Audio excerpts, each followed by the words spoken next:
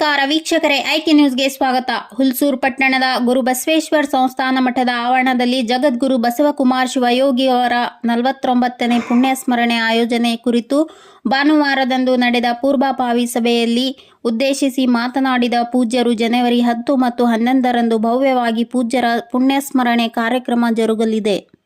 ಈ ಪೂರ್ವದಲ್ಲಿ ಜನವರಿ 3ರಿಂದ 9ರವರೆಗೆ ಅಥಣಿಯ ಜನವಾಡದ ಅಲ್ಲಮಪ್ರಭು ಮಠದ ಮಲ್ಲಿಕಾರ್ಜುನ ಮಹಾಸ್ವಾಮಿಗಳಿಂದ ಪ್ರವಚನ ಜರುಗಲಿದೆ. ನಾಡಿನ ಹೆಸರಾಂತ ಸ್ವಾಮಿಗಳು, ಸಾಹಿತಿಗಳು, ಕಲಾವಿದರು ಬರಲಿದ್ದಾರೆ ಎಂದು ತಿಳಿಸಿದ ಸ್ವಾಮೀಜಿಯವರು, ಜಗದ್ಗುರು ಬಸವಕುಮಾರ ಶಿವಯೋಗಿಗಳು ಕಾಶಿ ವಿದ್ಯಾಪೀಠದಲ್ಲಿ ಸ್ನಾತಕೋತ್ತರ ಪದವಿ ಪಡೆದುಕೊಂಡು ಹುಲ್ಸೂರು ಗುರು ಬಸವೇಶ್ವರ ಸಂಸ್ಥಾನ ಮಠದ ಪೀಠಾಧಿಪತಿಗಳಾಗಿ 60ರ ದಶಕಗಳಲ್ಲಿ ಬಸವ ಕಲ್ಯಾಣ ಹಾಗೂ ಹುಲ್ಸೂರಿನಲ್ಲಿ ಪ್ರೌಢಶಾಲೆ ತೆರೆಯುವ ಮೂಲಕ ಈ ಭಾಗದಲ್ಲಿ ಶಿಕ್ಷಣ ಕ್ಷೇತ್ರದಲ್ಲಿ ಕ್ರಾಂತಿ ಮಾಡಿದ ಜಗದ್ಗುರುಗಳು. ಇಂದು ಈ ಶಿಕ್ಷಣ ಸಂಸ್ಥೆಯಲ್ಲಿ ಸಾವಿರಾರು ವಿದ್ಯಾರ್ಥಿಗಳು ಶಿಕ್ಷಣ ಪಡೆದು ಉನ್ನತ ಹುದ್ದೆಯಲ್ಲಿ ಇದ್ದಾರೆ ಎಂದು ತಿಳಿಸಿದರು. ಜಿಲ್ಲಾ ಪಂಚಾಯಿತಿ ಮಾಜಿ ಸದಸ್ಯ ಮಲ್ಲಪ್ಪ ದಬಾಲೆ ಅವರು ಮಾತನಾಡಿ, ಜಗದ್ಗುರು ಬಸವಕುಮಾರ ಶಿವಯೋಗಿಗಳು ಶೈವ ವಿರಕ್ತ ಎರಡೂ ಮೈಗೂಡಿಸಿಕೊಂಡವರು. ಅಂದು ಪಂಚಪೀಠಗಳ ಜಗದ್ಗುರುಗಳಂತೆ ನಾನು ಕೂಡ ಜಗದ್ಗುರು ಎಂದು ಭಕ್ತರಿಗೆ ಹೇಳುತ್ತಿದ್ದರು. ಮಹಾನ್ ಚಿಂತಕರು, ಆಧ್ಯಾತ್ಮಿಕ ಚಿಂತಕರು ಆಗಿದ್ದ ಪೂಜ್ಯರು ಕಾಶಿ ವಿದ್ಯಾಪೀಠದಲ್ಲಿ ಉನ್ನತ ಶಿಕ್ಷಣ ಪಡೆದು ವಿದ್ಯಾರ್ಥಿಗಳಿಗೆ ಪಾಠ ಬೋಧನೆ ಮಾಡುತ್ತಿದ್ದರು. ಅಂಥ ಮಹಾತ್ಮರು ಈ ಭಾಗದಲ್ಲಿ ಪೀಠಾಧಿಪತಿಯಾಗಿ ಹೋಗಿದ್ದು ನಮ್ಮ ಭಾಗ್ಯ ಎಂದು ತಿಳಿಸಿದರು.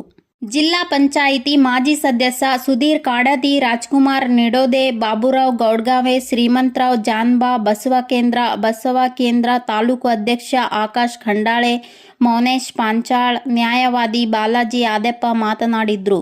ತಾಲೂಕು ಪಂಚಾಯಿತಿ ಮಾಜಿ ಸದಸ್ಯ ಗೋವಿಂದರಾವ್ ಸೋಮವಂಶಿ, ಗ್ರಾಮ ಪಂಚಾಯಿತಿ ಮಾಜಿ ಅಧ್ಯಕ್ಷ ರಾಮರಾವ್ ಮೋರೆ, ಸೋಮನಾಥ್ ನಂದಗೆ, ಚಂದ್ರಶೇಖರ್ ತೊಗರ್ಗೆ, ಬಾಬುರಾವ್ ಮಲೋದೆ, ಕಜಾಪ ತಾಲೂಕು ಅಧ್ಯಕ್ಷ ಶಿವರಾಜ್ ತೊಂಡಾರೆ, ಜಾಗತಿಕ ಲಿಂಗಾಯತ ಮಹಾಸಭೆಯ ತಾಲೂಕು ಅಧ್ಯಕ್ಷ ಪ್ರವೀಣ್ ಕಾಡದಿ, ಬಸವರಾಜ್ ಕಾಡದಿ ಸೇರಿದಂತೆ ಭಕ್ತರು ಪಾಲ್ಗೊಂಡಿದ್ದರು.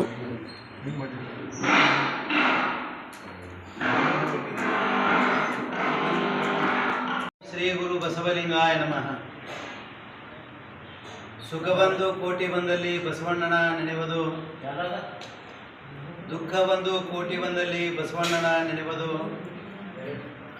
ಲಿಂಗಾರ್ಚನೆಯ ಮಾಡುವಲ್ಲಿ ಬಸವಣ್ಣನ ನೆನೆಯುವುದು, ಜಂಗಮಾರ್ಚನೆಯ ಮಾಡುವಲ್ಲಿ ಬಸವಣ್ಣನ ನೆನೆಯುವುದು, ಬಸವಣ್ಣ ಬಸವಣ್ಣ ಬಸವಣ್ಣ ಎಂದು ನೆನೆಯದಲ್ಲದೆ ನನಗೆ ಭಕ್ತಿವಿಲ್ಲ ಕಾಣ ಕಲಿದೇವರ ದೇವ.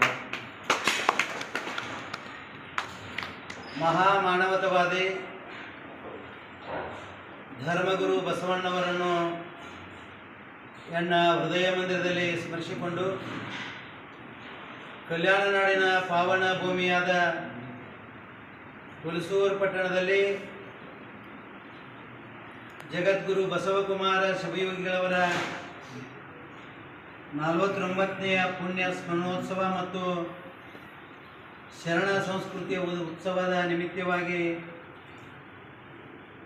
ಹಮ್ಮಿಕೊಂಡಿರುವ ಪೂರ್ವಭಾವಿ ಸಭೆಯಲ್ಲಿ ಈಗಾಗಲೇ ತಾವೆಲ್ಲರೂ ಮಾತನಾಡಿದ್ದೀರಿ. ಮಾತನಾಡಿರ್ತಕ್ಕಂಥ ಸದ್ಭಕ್ತರಲ್ಲಿಯೂ ಸಮಸ್ತ ಶರಣರಲ್ಲಿ ಮತ್ತು ಎಲ್ಲ ಶರಣರಿಗೆ ನನ್ನ ಅನಂತ ಶರಣಾರ್ಥಿಗಳು. ಈಗಾಗಲೇ ಪ್ರಾಸ್ತಾವಿಕವಾಗಿ ನಮ್ಮ ಬಾಬುರಾವ್ ಗೌಡಗಾಯವರು ಮಾತಾಡಿದರು. ಆಮೇಲೆ ರಾಜ್ಕುಮಾರ್ ನಿಡೋದಿಯವರು ಮಾತಾಡಿದರು. ಅದಕ್ಕಿಂತ ಪೂರ್ವದಲ್ಲಿ ನಮ್ಮ ಆಕಾಶ್ ಖಂಡಾಳೆ ಅವರು ಮಾತಾಡಿದರು. ಆಮೇಲೆ ನಮ್ಮ ಮೌನೇಶ್ ಅವರು ಮಾತಾಡಿದರು. ಹಾಗೂ ನೀವೆಲ್ಲರೂ ನಿಮ್ಮ ಅಭಿಪ್ರಾಯ ಹೇಳಿದ್ರಿ. ಯಾಕಂದರೆ ಮೆರವಣಿಗೆ ಬಗ್ಗೆ ಹೇಳಿದ್ರಿ, ಆಮೇಲೆ ಪತ್ರಿಕೆ ಬಗ್ಗೆ ಹೇಳಿದ್ರಿ, ಆಮೇಲೆ ನಮ್ಮ ಊರಿನ ಬಗ್ಗೆ ಹೇಳಿದ್ರಿ, ಮತ್ತು ನೀವೆಲ್ಲ ದೊಡ್ಡ ದೊಡ್ಡ ನೇತಾರನ್ನು ಕರೆಸ್ಬೇಕಂತ ಈಗಾಗಲೇ ಹೇಳಿದ್ದೀರಿ. ಆದರೆ ಬಸವಕುಮಾರ ಶಿವಯೋಗಿಗಳವರಂದರೆ ಅವರೊಬ್ಬರು ಪವಾಡ ಪುರುಷರಿದ್ದರು. ಅವರಲ್ಲಿ ಅವರು ಇದ್ದಿರ್ತಕ್ಕಂಥ ಸಂದರ್ಭದಲ್ಲಿ ಅವ್ರ ಬಗ್ಗೆ ನಿಮ್ಗೆ ಯಾರಿಗೂ ಅರ್ಥ ಆಗಿರಲಿಲ್ಲ. ಬರೀ ಸುಮ್ಮನೆ ಏನು ಮಾಡ್ತಿದ್ರು ಅಂದರೆ ಅವ್ರು ಕರೆದ್ರೂ ಯಾರು ಬರ್ತಿದ್ದಿಲ್ಲ. ಅವ್ರು ಹೋದ ಮೇಲೆ ಏನು ಮಾಡ್ತೀರಂದರೆ ಅಪ್ಪವ್ರು ಹಂಗೆ ಮಾಡ್ಯಾರ ಹಿಂಗೆ ಮಾಡ್ಯಾರ ಅಂತ ಹೇಳ್ತೀರಿ. ಹೇಳೋದು ಬೇಡ, ಅದನ್ನು ನಡಿಬೇಕು.